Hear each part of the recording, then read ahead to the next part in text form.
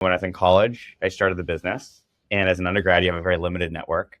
And so the way that I got to know people is I would do these research decks and research reports, actually with one of my colleagues and partners now, a guy named Brian Harwitt, who's on our team. And he and I were friends in college. And we basically cold email people in corp dev offices who are Cornell alumni, just sending them the research report and saying, I'm an undergrad. I wrote a report about your industry. Would love to hear what I got wrong. I only need 15 minutes of your time.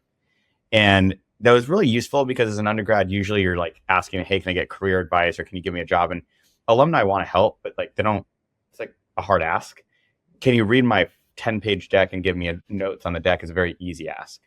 And so I'd meet these people who had a little bit more time than a venture capitalist would have, but were in really important roles. And then once I built that network, I would cold email VCs and I'd like literally put their portfolio company in my research report and be like, oh, it's part of my report. And can you just talk to me for 10 minutes and tell me what I got wrong?